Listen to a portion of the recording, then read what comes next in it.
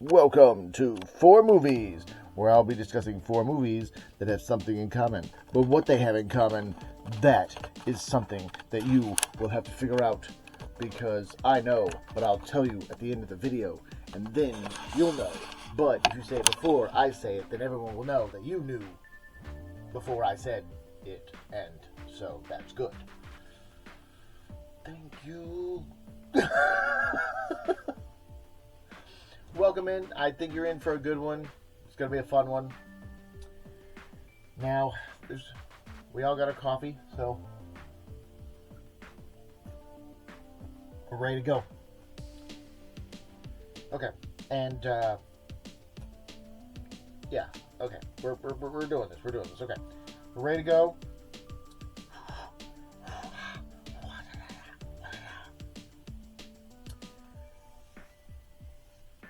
We're going to start off, and you might eventually figure out where this is going. The fourth movie, of course, there's not a fourth movie in this series, but we're going to go through these movies, and if you haven't seen them, you definitely should see them. Bam. Ocean's 11. Have you seen Ocean's 11? I don't believe I've seen the original with the Rat Pack in there, but this is top notch. Like I said, this is phenomenal. It's one of those things where it's like, okay, Ocean's 11 is to Steven Soderbergh as the Batman trilogy is to Christopher Nolan. Yeah, possibly. Yeah, I think it could be a pretty good comparison because these are just so fun. Like ensemble, a cast and just like the comedy and the drama and the action is just so well played and so fun. I mean, really, in my opinion. And then of course you got Steven Soderbergh with George Clooney again, which is great. And I think it was Steven Soderbergh made he made the quote where he said, "If there's any movie you can make and you can have Don Cheadle in it, do it." Because Don Cheadle's fun to work with, I guess. Don't know yet. Maybe when I become a director, I'll ask him to be in something. But I don't know when that will be, and I don't know how old he will be when that happens. So we can always hope. Then of course, bam, Ocean's 12. Now, Ocean's 12 is fun. It's one of those things where it's like, this is such a solid trilogy. Oh my goodness, all three of these movies are so incredibly good. It's like one of those things where like, I think that this comes in I don't know. I would say probably this comes in as a definite strong second, could be second to one of like the best trilogies of all time. Like personally, in my opinion, the Planet of the Apes, the new Planet of the Apes trilogy is like, you know, Dawn, Rise, War, like those were perhaps the best trilogy because it had that continuity to it. Like it was like one gigantic story, and you had the whole arc across all three stories, and that was just, to me, groundbreaking. Like it was mind blowing as well. I was just like, wow, this is way better. Like if I see a Planet of the Apes movie, like the new ones that come out, I'm in theaters. I'm in theaters. That gets me to theaters. Christopher Nolan movies and Planet of the Apes movies like will get me to theaters because of the quality. Even the fourth one that came out, like great storytelling. I enjoy them so thoroughly that I'm like, I will make my way to theater. And like I said, it's hard to have those movies where you're like, man, I'd really like to get to the theater if you're not somebody who gets to the theater very often. And I would like to get to the theater more often because, like, I don't know, like I said, anyways, I'm trying. I'm working on that. But because there's those movies that are like, oh man, I want to see that in theaters, and then like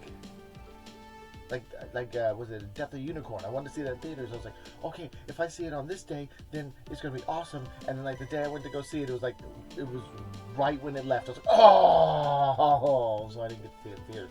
So I'm still waiting for the physical copy of that to come out. Anyways, bam, Ocean's 12 is super fun, and like the ensemble cast is just so back and forth and back and forth and back and forth. And I liked how they also one of those things where it's like you have the sequels. You have movies where it's like one sequel, you have like one movie, and then they'll go ahead and they'll do a 2-part sequel, like 2 and 3 are like 2-parters type deal. This movie kind of has that element to it, but also one-ups that because of the fact that it has its standalone to it as well. Like you can watch the third one and be like, oh man, that happened to them, but at the same time it hits harder if you've seen the second one and realize that, oh, it happened to them again. But like if you haven't seen these, like 1,000% check these out. If you like bank heist movies, if you like heist movies in general, this is the one. Because like I said, it's light, it's fun. I loved how they introduced the French actor in there as the fox. I thought that was great. Catherine Zeta-Jones jumping in there, and I enjoyed it like so thoroughly. I loved how they did the joke where Julia Roberts' character is trying to pose as Julia Roberts.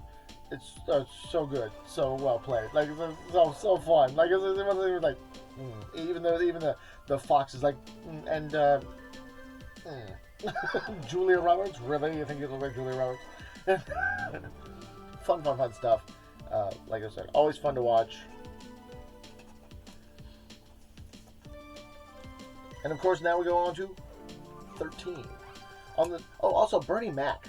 Bernie Mac is the king of comedy. Like I said, it's like, the kings of comedy. Bernie Mac murdered that thing. Like one of those things where it's like, bam, dude, okay, cool. Oh, bam, okay, yeah, okay, cool. And then was like, oh, and then he was the third act on there and just decimated it. He did it so, he was on just point, just pop. He is phenomenal. I am so happy to see him in whatever movie he is. It is sad that he had to go. Honestly, like him and Michael Clarke Duncan, I wish could have just, I wish they could have done so much more.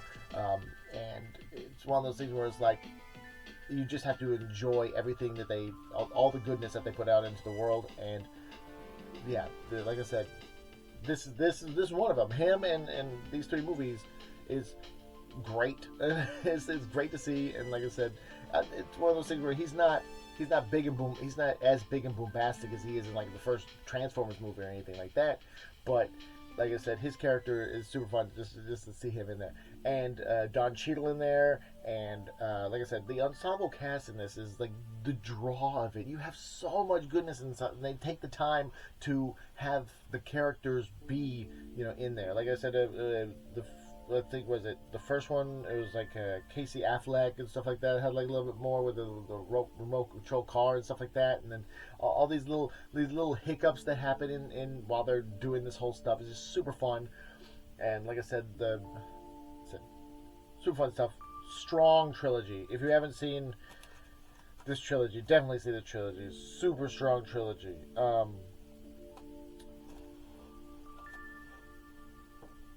Like for Steven Soderbergh to have that under his belt is phenomenal. And Logan Lucky, which I already did a video on Logan Lucky, and like that, once again, greatness. Like it's just popping with the characters, He's so good. It's one of those things where it's like, if you were to sit there and go, he's not that great of a director, this would prove that he was, because there's not many directors. Like if I'm making a movie right now with Stop Start Animation, where I have total control over it, and it's one of those things where it's like, to have so many elements in there and be able to control that into a way of making such a phenomenal movie just goes to prove how a great director he is. And like I said, he's still innovating and stuff like that. I never saw Magic Mike. Just, I don't know. Maybe I'll get around to it at some point. I'll meet that one lady who is also phenomenal at movie. Is another connoisseur of movies and enjoys movies, and maybe she'll get me to watch Magic Mike. Or maybe they don't like Magic Mike and they're like, it's okay, it's okay, right? But who knows? But the thing is that Steven Soderbergh, phenomenal director, and this is, like I said, the proof that you have these. If you have certain, like I said, even in like a scheme like this or like a heist or stuff like that, it's one of those things like you have so many pieces, and the more pieces you have, the more opportunities you have for it to go wrong. And he steers the bus to its destination and never goes and doesn't doesn't it doesn't go off the tracks to the point where it's not working or anything like that. He kept it together and phenomenal stuff. Phenomenal stuff. Like I said, I've never been in it's one of those things where like it's so great. Anyways, we're on to the fourth movie. And if you don't know what these movies have in common, once I present to you the fourth movie, that's cool. I might go through this fourth movie really quick so that I can say it before you do. So I'll be like, "Pa! I said it before you do, so nobody's going to believe that you knew what in the world you were talking about." But, I mean, I'm sure you could pause the video if you wanted. But I'm going to go ahead and do this right now, because here we go. And 1, 2, 3, the fourth movie is, bam, The Departed. This is perhaps my favorite. What is that? Favorite Martin Scorsese movie. It is so good. Even that final shot, like the final shot where it's like going back, you see like a DC-esque building, and then you see the rat comes up there. Oh man, it's so good. Like I said, and just like so many ins and outs in this movie. Mark Wahlberg in there, Jack Nicholson doing great. Leonardo DiCaprio also, like, it's phenomenal. Like I said, just well played. I think Martin Short's in it. Is Martin Short in it? I think Martin Short's in it. Yeah, but like, just phenomenal, well played movies. Like, I'm definitely not saying Martin Scorsese makes bad movies, but I'm a big thing on rewatchability. Like rewatchability, like ranks high for me. And this is one of those movies that you like. Yeah, I can watch it a million times. It's one of those things where it's like, yeah, I can definitely, yeah. When you think about it, you're like, it's like, how do you, what's one of the judging factors on when you judge if a movie's great? It's like, can you watch it a million times? Could you watch it a million times? Yeah, I could. Yeah, no, that's phenomenal. Like, so good. So well played. All the actors acting their butts off. And you just get this really, really, really interesting thing where it's like, I mean, you're contemplating at the same time. Like, a Departed 2 could happen. That would be interesting. I don't know how in the world they would play that out.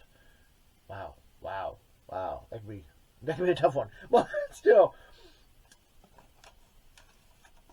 phenomenal movie. Super fun. One of my favorite Scorsese films. And I've seen Raging Bull.